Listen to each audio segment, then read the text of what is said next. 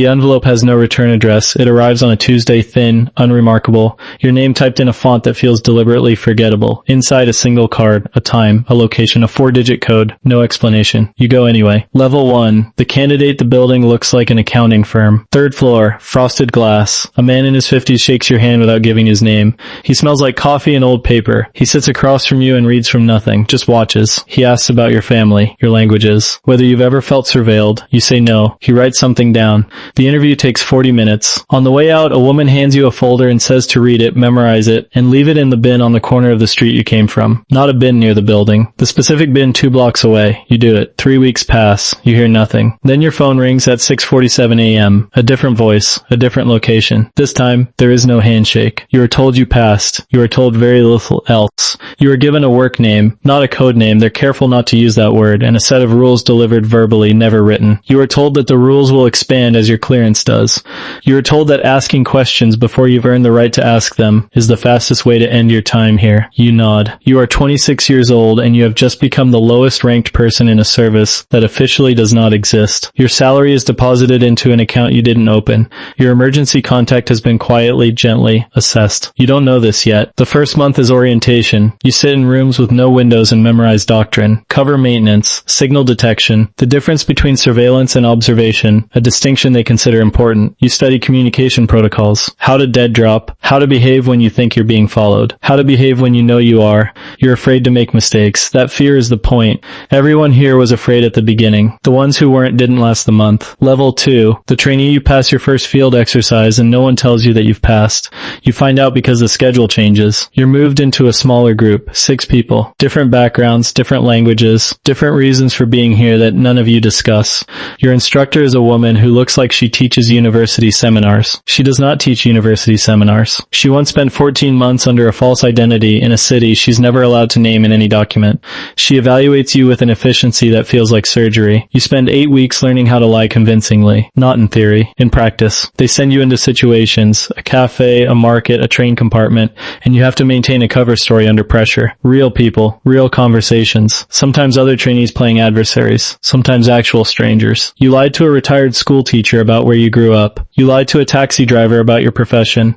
You lied to a woman at a bar for 2 hours about your entire life, and by the end you feel nothing strange about it. That absence of strangeness is your first psychological milestone. You don't celebrate it. You don't fully notice it. That's how it works. You learn to read people in a way that starts to feel involuntary. Eye direction, micro-expressions, the half-second delay before someone answers a question they've rehearsed. You begin to apply this to everyone. Your sister, your old friends, the man who sells you coffee. The world becomes a set of signals. You are given your first real assignment, low risk, domestic. You observe a person of interest at 3 separate locations over 2 weeks and write a behavioral report.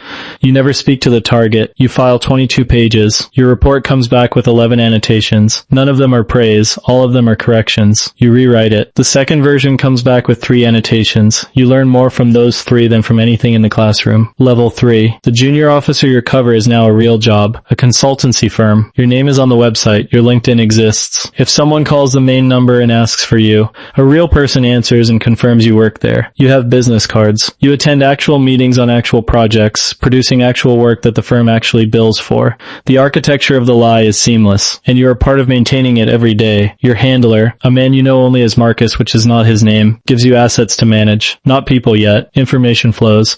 You monitor specific communication threads. You compile pattern reports. You flag anomalies. The work is slow, precise, and almost entirely invisible. You meet your first real asset, a mid-level government employee in a city 3 hours from your base. He doesn't know he's your asset. He thinks he's talking to a researcher doing a policy study. You meet him 4 times over 3 months. Each meeting, you extract more than he realizes he's giving. By the 3rd meeting, you know his financial situation, his marriage problems, his departmental grievances, and the name of the superior he resents most. By the 4th, you have enough to begin a formal leverage assessment. You file it without emotion. Marcus reads it in your presence, nods once, and closes the folder. Good work is not something they say here. What they say is continue. You continue.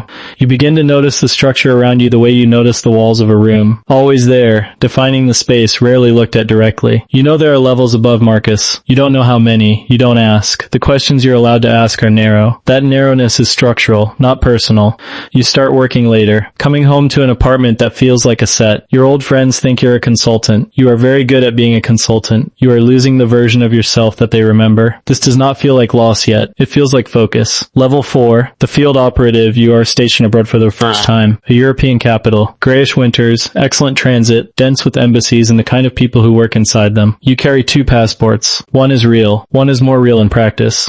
Your assignment is what they call a development operation. You are building a relationship with a foreign national, a mid-ranking official in a ministry that overlaps with your service's priority targets. You will spend 6 to 18 months becoming his trusted contact before any formal approach is made. You become very good at friendship. You meet him at a conference, exchange cards, follow up, have lunch twice, then dinner with wine. You learn about his daughter's school fees, his ambivalence about his government's direction, his nostalgia for a decade when things felt cleaner. You listen with the sincerity of someone who genuinely cares. You have been trained to make sincerity into a tool, and you are now skilled enough that you can no longer tell the difference from the inside. The approach happens in month 11. It is not dramatic. You don't wave money or threaten. You simply, carefully, make clear that the relationship can be formalized, that what he shared with you has value, that there are people who would appreciate his perspective on a continuing basis. He agrees in under 4 minutes. He's been waiting, you realize. Some people want to be recruited. They just need someone to ask correctly. You run him for 7 months. He passes you 43 documents, 3 of which are genuinely significant. You never meet your station chief directly. Your reports go through Marcus, who is also now operating under a different work name that you're expected to remember without written reference. You make one mistake, minor.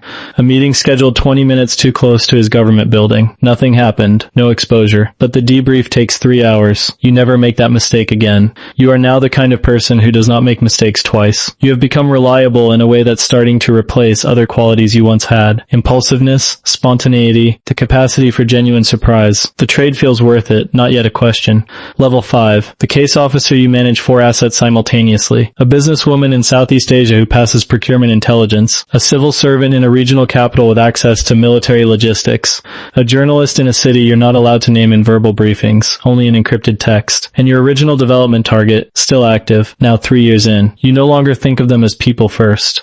You correct this occasionally. You remind yourself to think of them as people. But the correction is conscious now. It used to be automatic. Your operational budget is $280,000 per year. You have authority to approve expenditures up to $15,000 without secondary clearance.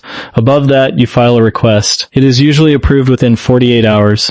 You have a support team you never meet in person. 2 analysts, a logistics contact, a communication technician. They know your operational alias. They do not know your face. You are read into programs that didn't exist to you 6 months ago. You learn the names of operations, real names, not code names, that altered events in 3 countries over the past decade. You learn that several things you read in the news were not what the news said they were. This does not shock you. That absence of shock is your second major milestone. You begin to understand the shape of the service itself, not its org chart that barely exists in any accurate form, but its logic, the way priorities flow, the way certain operations get protection that others don't, the way some targets are untouchable not for strategic reasons but for relational ones. Old alliances, depths between people who've been in rooms you haven't been in yet. The service is not a machine. It is a set of overlapping relationships with institutional cover. This is a more dangerous thing to know than any classified document. You know it now. Level 6. The station chief, you run 11 people, not assets, officers. 11 human beings whose judgment, safety, and operational decisions are your direct responsibility in a city of 4 million people, in a country that considers your service an adversary. Your cover is immaculate. Diplomatic status, a real office in a real building. Your name appears on one public-facing document, a cultural exchange program from 3 years ago, and that document is the only thread connecting your official existence to this posting. You chair morning reviews. You make decisions about which operations to accelerate, which to pause, which to quietly close. 2 of your officers are running assets that your predecessors built over 5 years. One of those assets is beginning to show signs of stress, erratic communication, increased financial requests, a pattern that intelligence psychologists call pre-disclosure anxiety. You have to decide whether to manage the relationship or recommend termination. Termination does not mean what it sounds like in films. It means a careful engineered exit. The asset's access quietly dried up. Their handler gently, warmly, professionally reduced. The relationship faded rather than severed. This protects the asset. It also protects the operation's history. You recommend termination. Headquarters agrees in 6 hours. You are right about this. You are almost always right about these calls now. That's why you're here. You speak to your family once a week. The conversations are warm and thin. You have learned to perform intimacy without offering anything that could become a vulnerability.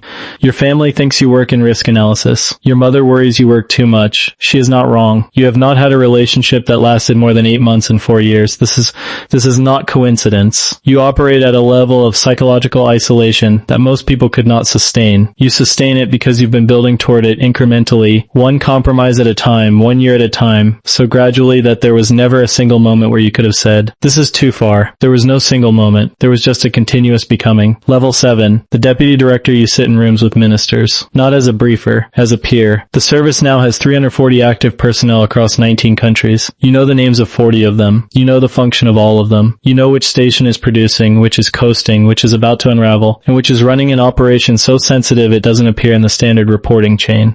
That last category is yours to know and yours to protect. Your decisions no longer concern individual assets or single operations.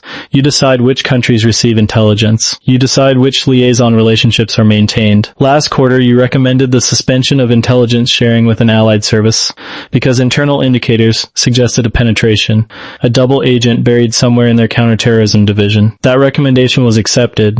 The allied service was not told why the sharing stopped. They're still not told. The penetration was confirmed 8 months later. 2 of their officers were quietly arrested. You read about it in an internal cable. You felt nothing in particular. Your budget, including all black line allocations, is above $40 million annually. You have never once thought about this number in terms of what it would mean to a person. It is an operational figure, like a distance on a map. You are 51 years old. You have been inside the system for 25 years. You have a view of the world that almost no one shares because almost no one has access to the information that built it. You have watched governments make decisions based on intelligence you shaped. You have seen elected officials operate with blind spots that you chose not to fill because filling them would have required revealing sources or because the information was more useful as leverage than as policy input. You know what leverage is, in a way that has no clean definition. It is information held in reserve. It is a favor owed. It is a career-ending document that has never been used because its existence is enough. You have leverage on 7 people currently in positions of significant authority. You have never used it crudely. That's not what it's for. You use it by not using it, by being present in a room, by being known to know, by allowing the weight of what you know to do the work. This is the quietest form of power in existence. You do not talk about it with anyone. There is no one to talk to. Level 8, the architect. You no longer have a title that appears on any document. Your name does not appear in the service's official directory. Your security clearance is processed through a side channel that bypasses the standard record system. 3 people in the government know you exist in your current capacity. 2 of them owe you something. You make no operational decisions. You no longer run anything. What you do is harder to name. You shape conditions. You determine which priorities get institutional weight for the next 5 years. You decide which relationships the service will quietly terminate and which it will cultivate for the next decade. You advise on the selection of the people who will become the station chiefs, the deputy directors, the next generation of architects. You recognize yourself in some of them. You say nothing. Seeing yourself in them is not a comfort. It is simply information. You live quietly. A house in a city known for its discretion. A routine that is unremarkable by design. You eat at the same 3 restaurants. You take the same walk on Sunday mornings. This predictability is not laziness. It is a controlled profile, a life shaped to produce no anomalies, generate no interest, attract no attention. The most powerful person in a room is often the one no one thinks to watch. You have no friends in the ordinary sense. You have relationships of various depths and purposes, some warm, some functional, some designed to persist because they might one day be useful. You have not confused these for friendship in many years. At this level, the system is not something you work inside. It is something you maintain. You are less an employee than a load-bearing wall, removed, and the structure shifts in ways that take years to correct. You think sometimes about the decisions you made in the middle years. The asset you burned in 2009 to protect a larger operation. The officer you recalled from a posting before he was ready, because the mission required someone colder. The intelligence you withheld from a government security apparatus.